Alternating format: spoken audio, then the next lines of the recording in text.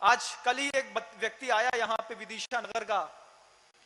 पहली बार जब वो मेरे कमरे में आया तो गेट के अंदर से घुसा और राजश्री की गंध मेरे मुख तक आ गई। हमने कहा भगवान, हमने उसने चेहरा उठाया, उसके पहले हमने उससे कहा कि जब जब किसी व्यक्ति के पाप उसके चेहरे पर दिखने लगे और गुरु को दिख जाएं और गुरु एक बार बोल दे कि पाप छोड़ दो, तो पाप छोड़ देना चाहिए। 40 साल से वो गुटखा खाता, सब कुछ करता। कैसा गुरुदेव का या शीतल धाम की पवित्र भूमि का पुण्य था कि उसने एक बार में मेरी बात मान ली, कह दिया महाराज आज के बाद जीवन में कभी मर जाऊंगा लेकिन गुटखा नहीं खाऊंगा। हमने उससे कहा क्या करते हो? वो कहता है पान का ठेला है महाराज, रोड के किनारे नाली के ऊपर खड़े होकर के पान का ठेला लगाता। जैन हूं और अपने परिवार का भरण पोषण करता हूं। हमने कहा इसका पुण्य तो बहुत तेज है। पुण्य क्यों तेज है? कि कर्म के उदय से संपत्ति नहीं मिली, लेकिन पुण्य के उदय से गुरु के कमरे तक आ गया। अगर पुण्य तेज नहीं होता ना तो हमारे कमरे तक नहीं आता। उसका पुण्य तो बहुत तेज है कि हमारे कमरे तक आ गया, घर से चावल लेकर के आ गया, उदक चंदन कह के चढ़ा दिया और मेरी तेज आवाज को पहली बार में कोई व्यक्ति सह गया। कितनी बड़ी बात है कि मैंने कहा पुण्य का तो तेज है।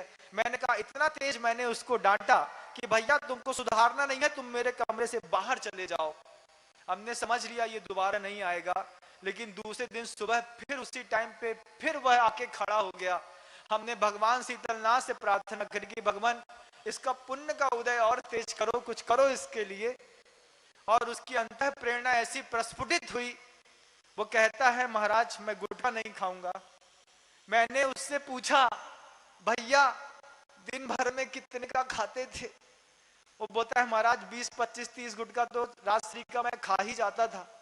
हमने हिसाब लगाया, हमने उससे कहा कि भैया तुम रोज में 100, 150 का गुटखा तो पान का ठेला में खड़े खड़े तुम ही खा जाते हो।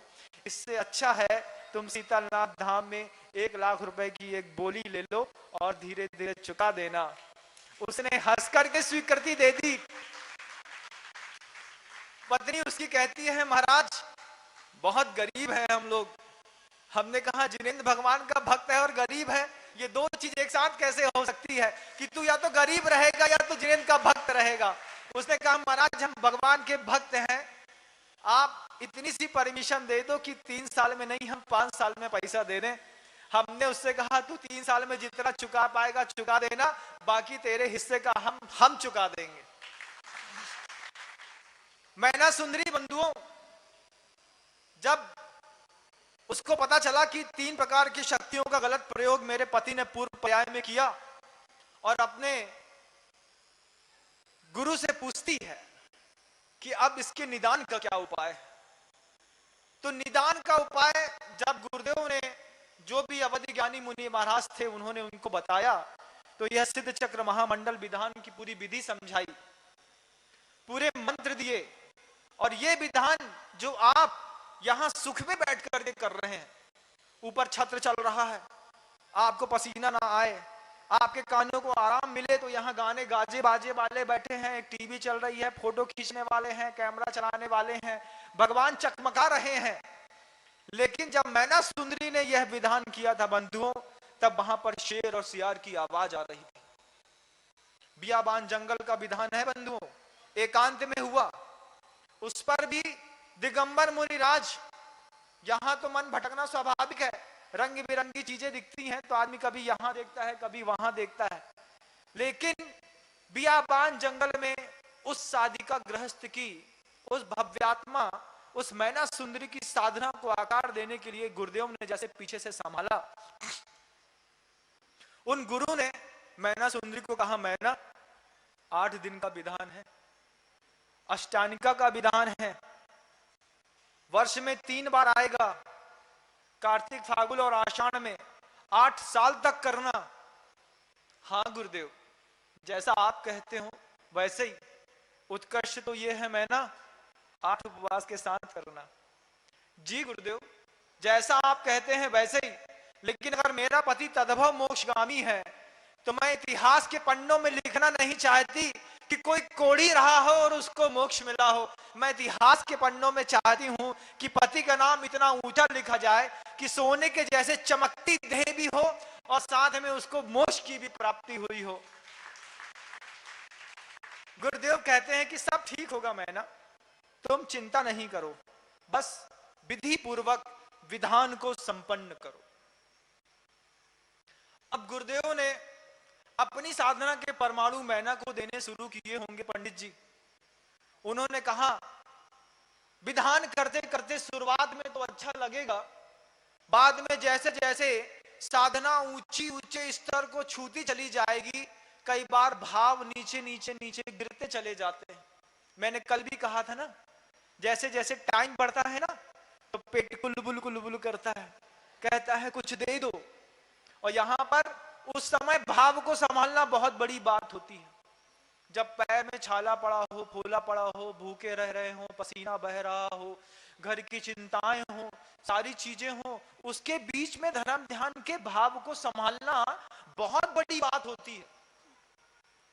उन भावों को संभालने के लिए मैना सुंदरी के लिए गुरुदेव ने आगम ग्रंथों में मूलाचार के कुछ उदाहरण उठा करके और मैना सुंदरी को दे दिया। बोले गुरुदेव कहते हैं कि शुरुआत में तो आदमी विधान में खड़ा हो जाता है और शरीर से भी खड़ा रहता है और भावों से भी बहुत ऊंचा आसमान छूता है। इसको कहते हैं उत्तिष्ठ उत्तिष्ठ, कि अंदर से भी उठा हुआ है और शरीर से भी खड़ा है। फिर क्या होता है?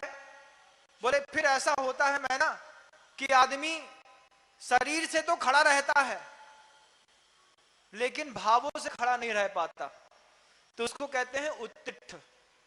खड़ा तो है, फिर क्या है कि बोले शरीर से खड़ा रहता है, भावों से बैठ जाता है। तो शरीर से तो आदमी पूजा अच्छे से कर रहा है, चढ़ा रहा है, लेकिन भाव उसके बैठते चले जा रहे हैं। और गुरुदेव मैना से कहते हैं कि 8 दिन तक तो अपने भाव को बैठने मत देना।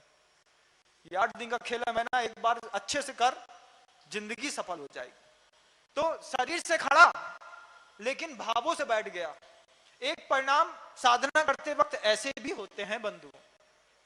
फिर कैसे होते हैं? तो पहले उत्तिष्ठ उत्तिष्ठ, फिर उत्तिष्ठ, फिर उत्तिष्ठ उपवेश, फिर उपवेश, फिर वो शरीर से भी बैठ जाता है।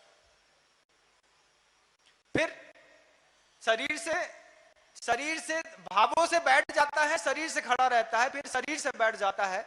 फिर धीरे से एक समय ऐसा भी आता है कि वो शरीर से भी बैठ जाता है और अपने भावों से भी बैठ जाता है। तो बोले अपनी जघन्य स्थिति में आज बंधुओं साधना का आपका 6वां दिन 7वां दिन है। मैं आपसे कहना चाहता हूं कि 7वें दिन के विधान में शरीर से बैठ जाना, लेकिन भावों से अपने आप को बैठाने की कोशिश मत करना। 6 दिन की तुम्हारी साधना में कलंक न लग जाए। भैया जब तक चलाते रहें, अच्छे से चलते रहना। मैना सुंदरी को इस तरीके के उपदेश दे करके, साधना दे करके, जब वो दिगंबर मुनिराज ने उनको आश्वस्त करके जब अपना आशीर्वाद दिया था, उसके बाद मैना सुंदरी का ये विधान आज भी इतना सुंदर है। हमने कर लिया, हमको तो लग रहा है कि पूर्व संध्या उसकी कैसे आने को हो गई। कहीं ऐसा हो कि कोई एक खड़ा होकर के ये बोल दे कि महाराज आशीर्वाद दो, दोबारा इसी स्तर का विधान इसी धरती पर हम फिर से कर सकें।